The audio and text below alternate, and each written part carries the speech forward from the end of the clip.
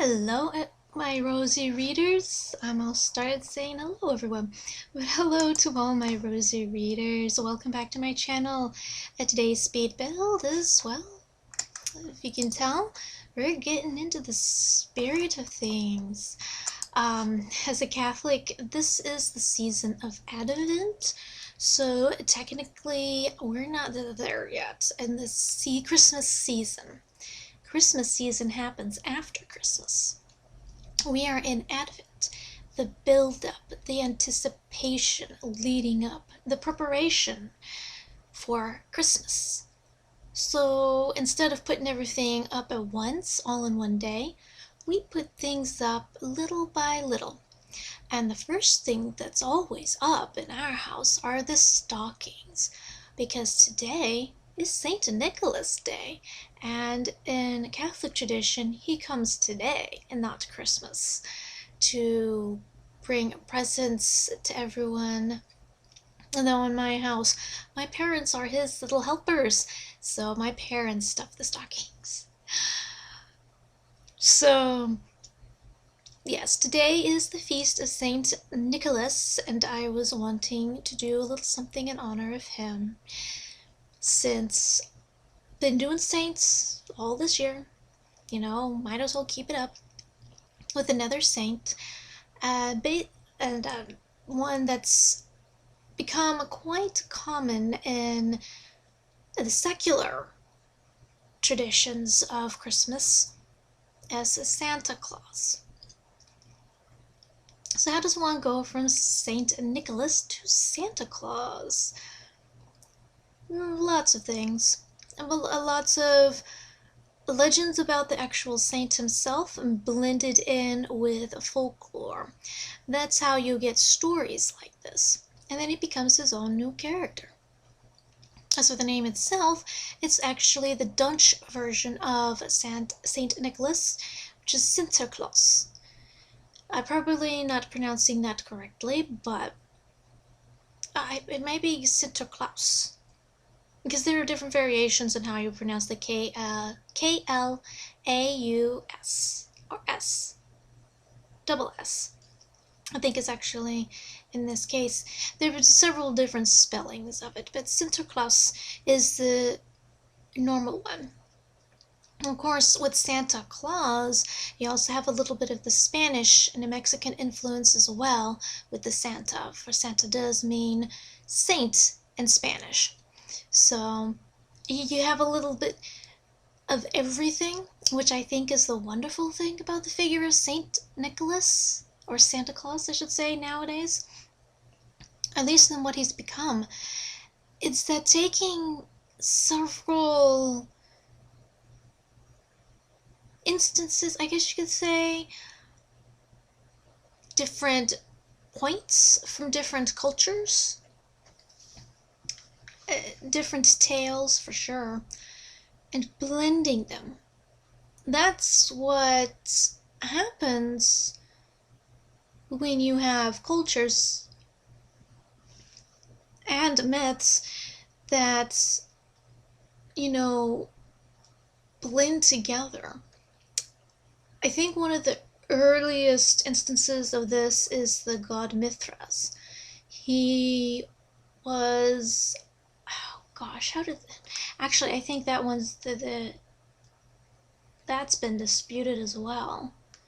So, there's not a whole lot of information on Mithras outside of the fact that he's supposed to be a Roman deity of horses, and then he was also supposedly a Hindu deity, I think, as well, or was. My apologies, I didn't exactly do a whole lot of research into the god Mithras. But there's some cultural overlap in him. The same thing with, what else was there? Well, I mean, the original Greek and Roman deities, there's a lot, obviously. The Egyptian names that we know of the gods right now are actually the Greek names for them. And there are obviously some, blending back and forth. Some ideas that were like, hey, this sounds like something there's something similar to us. We have found a common ground.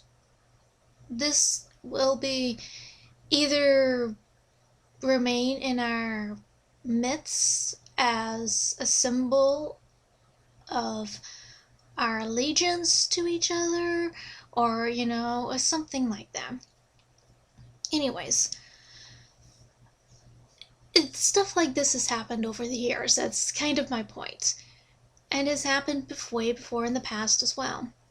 But of all the, legends from America, Santa Claus is one of the best known ones.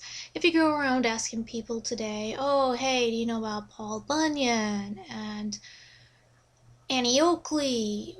Most people will be looking at you weird like, who the heck are they? Other names like Johnny Appleseed and people that, just sprung into legend based around different people, oftentimes blending different people into one, like Paul Bunyan. And technically the same thing with our version of Santa Claus as well. He's not just Saint Nick anymore. He's also a blend of Father Winter from Norse mythology, as well as, a few other figures in folklore of that era and that area as well. So that's what happens a lot of times. It's especially when you get to the fact is, oh, we can't exactly tell the difference between the real and the legend, or the myth, if you will. Say like as King Arthur. King Arthur's one of the most famous ones of these. For instance, there's no Lancelot. Lancelot was a French invention, but he's as ingrained as the King Arthur mythos as elves are with Saint Nick. So, but yeah, there's a whole bunch with that. But simply put, Saint Nicholas was in Turkey, and he punched a man. He wasn't quite always gentle as, we tend to think of. If you watch the Rise of the Guardians movie, he's kind of a little bit more like, Nicholas St. North. Some of that, his actual aspects, kind of does come through in that rendition of him, which I kind of liked. It was going back to the originals, blending both the actual saint himself and the original Father Winter myths, which kind of gets reborn as Jack Frost. But anyways, so yeah, I definitely wanted to do something this week in honor of Saint Nicholas. It's another reason why I'm posting it today. It's Feast of Saint Nicholas. So yeah, that's pretty much it. We are almost at the end here. So I better let you guys go. Thanks for coming to my video. Hope you have a wonderful day. God bless. Saint Nicholas, pray for us.